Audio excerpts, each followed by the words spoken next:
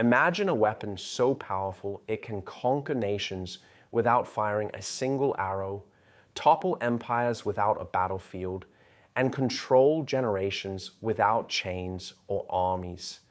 A weapon that feels invisible to those trapped by it, yet absolute to those who wield it.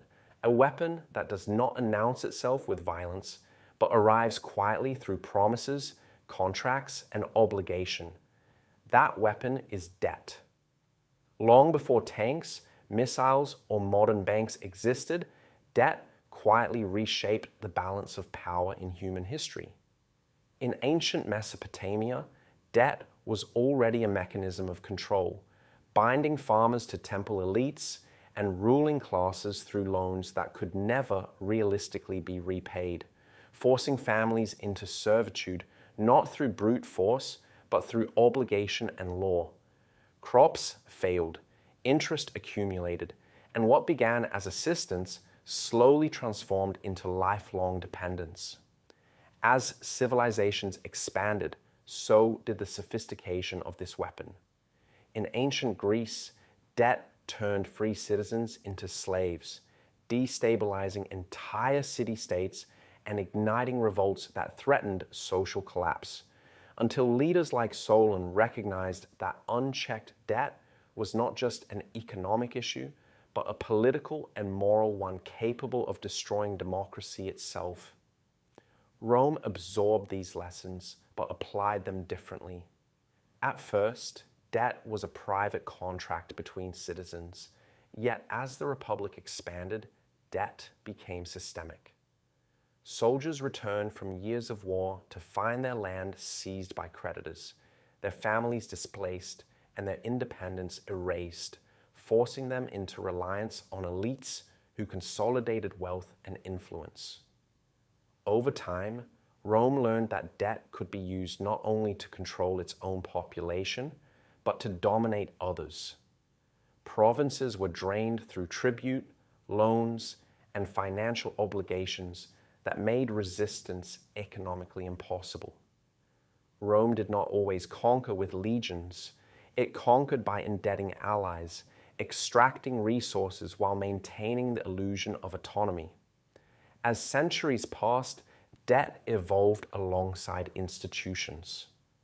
During the Middle Ages, kings borrowed heavily to fund wars, crusades, and lavish courts, turning to powerful banking families who discovered a dangerous truth: a ruler in debt was a ruler under influence. Wars no longer needed to be won to succeed. They only needed to be financed. Interest ensured profit regardless of outcome. Entire nations became bound to creditors, their policies shaped not by the will of their people, but by the necessity of repayment. Debt shifted power away from swords and crowns toward ledgers and contracts. The Renaissance intensified this shift as banking dynasties refined financial instruments that allowed money to move faster than armies, enabling influence across borders without direct rule. By the time modern nation-states emerged, debt had become institutionalized. Governments realized they could promise prosperity, expansion, and security today while pushing the cost onto future generations who had no voice in the decision. Debt made the impossible possible, but at a cost delayed, hidden, and compounded over time. Colonial empires mastered this weapon as well, trapping regions in cycles of dependency that survived long after flags were lowered and borders redrawn. Political independence meant little when financial dependence remained. In the modern era, debt became more abstract, yet more powerful than ever. No longer tied solely to gold or land, it transformed into numbers on screens, interest rates, credit scores, and confidence. Nations rose and fell based not just on military strength, but on their perceived ability to repay. Economic crises exposed debt's true nature as a weapon capable of collapsing economies overnight, forcing austerity, reshaping governments, and transferring wealth upward without a single invasion or decree. Individuals felt its grip too. Mortgages, student loans, and consumer credit normalized lifelong obligation, turning future labor into collateral and limiting freedom long before choices were made. Debt no longer required coercion. It relied on hope, aspiration, and fear. People accepted it willingly, believing it was a path to opportunity, not realizing it also narrowed their options. Throughout history, those who controlled debt controlled time itself, because debt is a claim on the future. It dictates how tomorrow's resources will be used before tomorrow even arrives.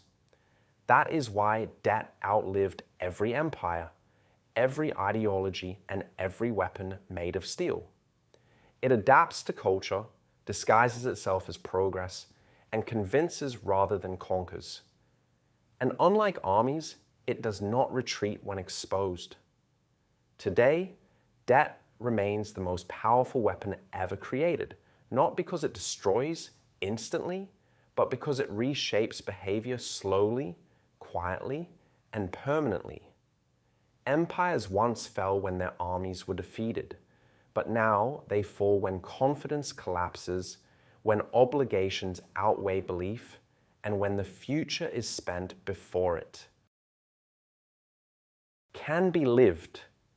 History does not show debt as a mistake, but as a tool repeatedly refined by those who understood that true power is not the ability to take something by force, but the ability to make others give it willingly, generation after generation, believing they have no alternative. What makes debt so uniquely powerful is not just its ability to control resources, but its ability to reshape human behavior over time. Unlike force, which creates resistance, debt creates compliance. People alter their decisions, ambitions, and values around what they owe. Societies built on debt begin to prioritize repayment over well-being, stability over justice, and growth over sustainability. History shows that once debt becomes normalized, it stops being questioned. Entire systems form around maintaining it rather than resolving it. Laws evolve to protect creditors. Institutions arise to manage risk rather than eliminate it. Even morality shifts, framing debt as responsibility rather than dependency. This psychological transformation is what makes debt superior to any physical weapon. A conquered population may resist, but an indebted population polices itself. Fear of default replaces fear of punishment. In this way, debt becomes invisible governance. It does not need soldiers or surveillance. It operates through schedules, interest, and time. Every payment reinforces obedience. Every missed payment reinforces anxiety.